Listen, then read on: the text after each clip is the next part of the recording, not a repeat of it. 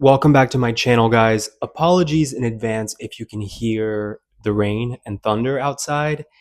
It's that time of the year in Miami at the time that I'm making this video. It's been very tempestuous lately in Miami, which on the one hand is nice because it's so humid here in the summer that the rain helps diminish that humidity when you do step outside, but it's also kind of depressing when it rains daily, all day, for what's now been like 10 days straight. Anyway, I digress.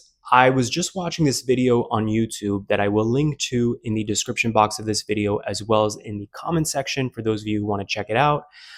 But I was shocked by this headline about Tyler Perry. Tyler Perry, the very famous, well-known American television and film producer, director, writer. One of these people who has very much that rags to riches story of, I believe he was homeless at one point and now he's a billionaire. Doesn't happen very often to have that kind of journey. Very well known. He's had many successful movies in the box office. He's been behind a ton of TV shows. And it looks like he's the latest celebrity to get accused of sexual harassment. He has been accused by this guy, Derek Dixon, an actor who worked on one of Tyler Perry's shows called The Oval, which, by the way, I had never heard of this show. Have you ever seen it? I don't know that I've actually ever seen a Tyler Perry production. I feel like the sort of like running joke is that it's not high quality. It's like lowbrow entertainment, but it's very successful. So he's found some formula that works. Anyway, this actor Derek Dixon is claiming sexual harassment against Tyler Perry in a huge lawsuit with a big price tag. I believe he's seeking $250 million in what's the word I'm looking for? In damages. I'm not a lawyer.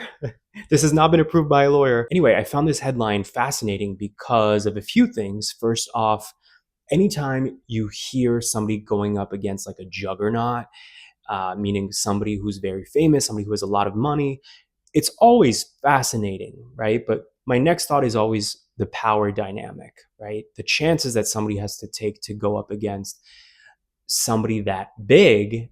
And then, of course, there's always an onslaught of comments from people saying, oh, this is just a money grab. I saw one comment that was like, he's only doing this because they don't want to see a black man, meaning Tyler Perry, succeed. And of course, I'm also seeing this whole news story from the lens of being a gay person. It's not every day that you hear a man accuse another man of sexual harassment. Now, what makes this more complicated is that Tyler Perry is one of those people where anytime I see even just a picture of him, like a still picture, it's so obvious to me that he's gay. It's just the way, it's his mannerisms. It's not that he's a stereotypical gay man, but I think being gay myself, I see certain things in him that I code as a gay person. But Tyler Perry has never said that he's gay. In fact, I want to say that he has children from, a heterosexual relationship, which I'm sure many of you guys know just like I do. If you're gay watching this, it doesn't mean a thing. We all know men with kids who are either gay now or they do gay stuff behind closed doors. So it doesn't really mean anything. I've always had this instinct that Tyler Perry is just a gay man. It's always just felt obvious to me. But yet, that's another commentary that's coming up here. People are saying like, he's not even gay, blah, blah, blah. So there are many layers to this case, which is why I'm already fascinated, right? And then there's the other element of not only is this a sexual harassment case that feels very familiar to the stories we've heard about many other celebrities, right? I mean, remember, the Harvey Weinsteins, the Bill Cosbys, who else? R. Kelly. If you remember, the very first wave, Diddy, another great example, Diddy, it wasn't until people saw that video of him beating Cassie on the ground that suddenly the public got quiet. Because up until that point, you go to the comment section of those videos when the news first broke out that she was suing him, Cassie suing Diddy, and you see, again, an onslaught of comments that were like, this is just a money grab, why didn't she leave, blah, blah, blah. So what's interesting to me is that we keep seeing this story. It's the same script, different characters. It feels very familiar, and yet you see the exact same commentary that you see every single time that gets proven wrong every single time. And I'm like, how does the general public not pay attention to the themes that this is about power? It's about a power dynamic or power struggle that isn't, it's not a fair power dynamic. So you can't think of this in a rational way. This is about one person being afraid for their livelihood and the other person trying to get something, oftentimes sexually, from somebody else who clearly has a lot less power than them and a lot less money than them. But what is different about this case is the fact that we're talking about two men. And implicitly in that is a gay dynamic. So that is very interesting to see in the comments as well. And if you check out the comments on the video that I'm referencing from, I think it was ABC News, you'll see that there's a lot of homophobia as well baked into the commentary. So normally, when you hear these kinds of stories, right, with celebrities getting sued for sexual harassment, there's sexism and misogyny that you can pick up in the comments, like, oh, of course, she's a woman just looking for a meal ticket and da da da da. And here, instead, you see a different kind of, I would say, lazy commentary, intellectually lazy commentary, which is people saying, like, I don't believe this because what kind of man would put up with that? Like, a real man would fight Tyler Perry. And I'm like, how can people be this foolish that they're actually typing up a comment in the comment section of a public video on YouTube saying that if they were in the shoes of this actor Derek Dixon, they would fight Tyler Perry, like kids on a playground. They would fight their boss to preserve their honor. That doesn't happen in most cases. In fact, I would argue that somebody like Tyler Perry, assuming this is a valid case and they show text messages in the video that make it very clear that this was a very inappropriate dynamic between a boss and one of the people he hired to be in this show, the texts are at the bare minimum very flirtatious, which is immediately, for anybody who has any basic education about inappropriate power dynamics in the workplace, any flirtatious dynamic is completely inappropriate between somebody who has authority over somebody else in a place of employment, in a work environment. The fact that people are so intellectually limited that they really would utter such nonsense, that a real man would never let this happen, and this can't be true because a real man would, a man would fight another man who's flirting with him when it's unwanted advances. If that person is your boss, do you really think the average guy is going to physically fight that person?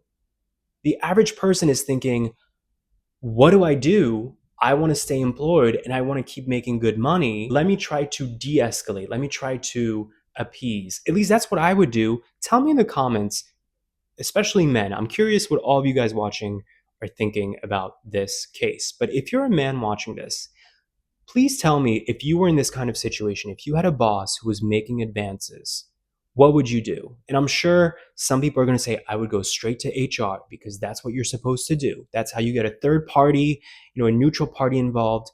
Listen, I have learned the hard way over the years. I don't even know that if I were in this situation, I would go to HR, because what I've learned over time is that HR isn't there to protect you as an employee. HR is there to protect the company's interest. And in a case like this, where you're talking about a billionaire, that's power. Don't forget, the people in HR can also be employed by that billionaire. Okay, so yeah, you're supposed to go to HR. That's protocol. But the reality is, if you're a very logical person, you'll probably go into risk assessment mode and think, what is the path of least resistance here? Like, out of all my options, what is likely to secure my employment and my future employment the most? I am willing to bet that most people would think, let me just, cutesily, ignore these advances, but not full out reject my boss, because that might make him angry and fire me in retaliation. That stuff happens. In real life, that stuff happens. And actually, in the news clip, the actor Derek mentions that at one point his character on the show got shot a ton of times. And he perceived that as a threat to uh, his longevity on the show, because I guess it happened soon after he had one of these weird encounters with Tyler Perry. So he took it as like, hey, if you don't do what I want, if you resist me, here's a sign, like it might be the end of you with this show. Listen, some people might call that paranoia. I would perceive it exactly the same way as this actor. Now, people in the comments are also saying stuff like, if you really felt this way, why would you go to Tyler Perry's house? Because that's one of the things that comes up in this whole story, that he repeatedly went to Tyler Perry's house to have drinks. And so this is the same thing. It's so interesting to me because, again, same script, different characters. This is the same thing they say about women, like, well, why did you dress like that hanging out with the boss? Like, why did you go up to the presidential suite? And I think it's so bizarre, this like victim blaming culture. I understand why people are saying that. They're trying to critically assess, like, are you really that naive? And listen, some people really are that naive. I do think, for example, a lot of the women who went to the presidential hotel suite to meet with Harvey Weinstein, I do think a lot of those women were just truthfully, genuinely very naive. And I think the whole point of this is that a lot of these individuals with tremendous wealth and power in their industries, they look for these easy targets. I really think it's like a dance. I have a friend who's a therapist who always says every lock needs a key, in reference to like narcissistic personalities and like predatory behavior. She always uses that analogy of every lock needs a key. Two locks together won't accomplish anything, and two keys together won't accomplish anything. But more importantly, beyond naivete, I think what also happens is, frankly, a lot of these people seeking an opportunity, in this case, an actor like Derek Dixon, I think they're fully aware of the implications of what could happen. But again, it's this mindset of the path of least resistance. I want to stay employed. I don't know what will happen for me after this professionally. He invited me for drinks. He's the boss. If I say no, what is he going to think? Uh, Sometimes it's easier just to go along with something than really address head on how you feel. Particularly, people do that in general in life with even people they're dating, with family, people pleasing. But with your boss, I don't blame this guy at all. I would do the exact same thing. If I had this weird relationship dynamic with my boss where I was clearly getting unwanted advances and they invited me over, I could totally see myself thinking, I'm a grown adult. I know how to handle these situations. I will try to stroke his ego while making it clear that I'm not interested. And that way, ego's not bruised. He'll see that I'm a good guy, blah, blah, blah. And interestingly, sometimes I think, rationalize things in a way, we rationalize situations that are actually not rational. At least I know that happens with me, that I will analyze something enough to make it normal in my head, but it's actually not normal. And then what ends up happening is you create this dynamic where now the person with the control and the money and all that probably doesn't fully get the hint that they're being rejected, or they at least think they have a chance now, which further makes them continue this dangerous cycle rooted in encouraging an inappropriate dynamic in the workplace, right? With an employee in this case. But then what also ends up happening, unfortunately, is these, cases come out, and the general public, as well as oftentimes the justice system, goes, oh, well, you were playing along too, dude, the actor or actress. So are you really that innocent? And boom, it's like now you're trapped. So I feel for this guy. I totally understand where he's coming from. Now, if I were in his shoes and this really happened, would I ask for $250 million? I probably wouldn't, because I feel like when you pursue a ton of money, it gives others ammunition to claim that you're just money hungry, that it's all about greed. And this is why, even though I'm not the biggest Taylor Swift fan, I don't understand the obsession with her music. I respect the chick that when she sued for the rights of her music a long time ago, I don't know if you guys remember this story, she sued for $1 because she wanted to prove it was about principle versus money. Now, listen, we don't know this guy's story. Maybe he's broke. Maybe he really did lose out on opportunities, just like many actresses claim happened with Harvey Weinstein when they resisted his advances. So I don't blame him for seeking compensation. That's what happens in the American judicial system. People ask for money, if nothing else, to cover their lawyer fees because they know what's coming ahead is going to be major. And listen, this guy's an actor. He's not a law expert, right? He maybe the most serious lawyer or lawyers he found were like, we got to go big. We got to go big because this guy's a billionaire and he's going to drag us through court. So we have to go big to really strike a man like this where it hurts, meaning Tyler Perry. My point is basic compassion for this guy, Derek Dixon. I don't need to know the full details because this story already feels so familiar to stories that we have seen over and over and over, which have been proven to be genuine, accurate, and authentic. Statistically speaking, it's so rare and unusual for somebody to falsify these kinds of claims. It's very rare statistically. And think about it just logically. Why would somebody put themselves through that kind of trauma? People coming for you, death threats, like that always happens. Remember Stormy Daniels with Trump?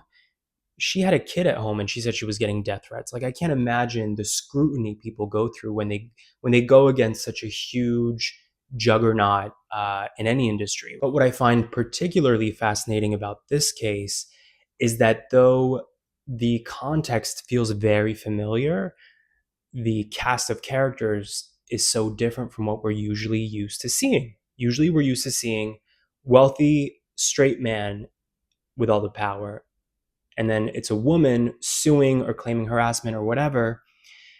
And in this case, it's guy on guy. And I'm curious if we're going to see this more and more. I feel like it started with Kevin Spacey. That was the first big case where it forced society to consider that this can also happen between two men, sexual harassment and an inappropriate sexual dynamic in the workplace or inappropriate power dynamic in the workplace. And then there was Diddy. And with Diddy, it's a very complex thing, right? That there were female victims, male victims, allegedly, and now here's this situation with Tyler Perry. And there is a theme between all three cases, right? Which is that all these men were rumored to be gay for a very long time, but they never admitted it. Their environments seem to conflict with that.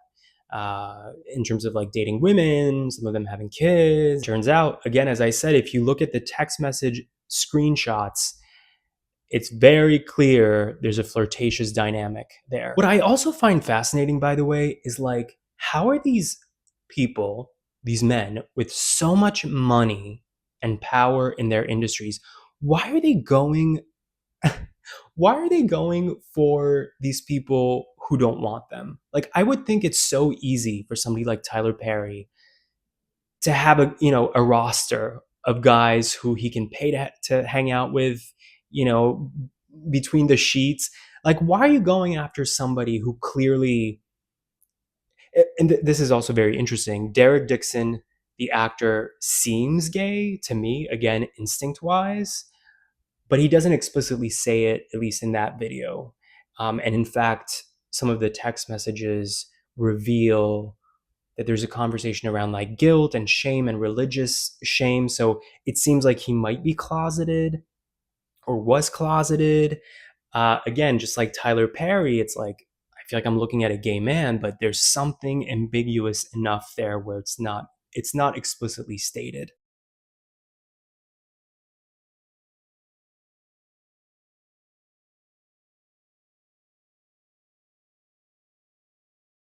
And so then I'm thinking, is that the high for somebody like Tyler Perry or Diddy or Kevin Spacey or Harvey Weinstein? Or is it that they're not even sexually attracted to these individuals, but it's more about the power of like, I want what I can't have. I want the person who's closeted.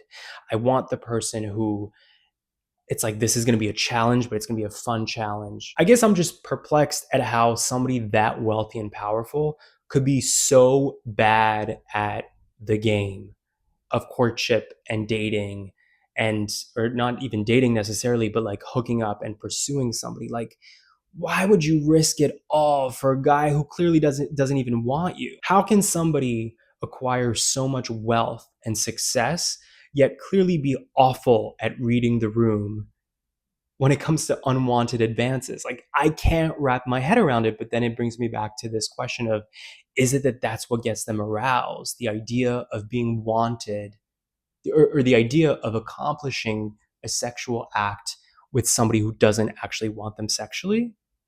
Like, disturbing and also kind of pathetic. I had a friend years ago, who I'm no longer friends with, by the way, who would always tell me that if he was gay, and he would always tell me that if he was rich, he would get a high from paying people to have sex with him. So he was like, "Yeah, I would absolutely hire prostitutes if I had all the money in the world. Like, it would turn me on." And I guess my brain just works differently, because to me it just feels so pathetic to pay somebody to have sex with you. Like, I don't see the fun in sex with somebody if they don't actually want to be there genuinely. But I guess that's because I'm a connection based person. And for some people, I guess sex is really just about power and control and access to having something that you're not supposed to have otherwise, without this condition, in this case, money. As always, I want to know what you guys think. Let me know in the comments. And I'm so curious to see how this case is going to evolve. Something tells me, mark my words, something tells me this is going to lead to an avalanche of accusations from other men, other actors who have worked with Tyler Perry, maybe some actresses as well. I just feel like we've seen this story before. It starts with one person who breaks the seal, and then, everybody, the peanut gallery, starts chiming in about how this is clearly a money grab, and they just want to see this man fail, meaning Tyler Perry. I bet you we're going to see other people come forward. It might take months, it might take years, but I just have a feeling that this is going to blow up, and it's going to be more than just this one actor complaining about this on an ethical level, on a professional level, and on a moral level. Let me know in the comments what you think, and let's see what happens with this case.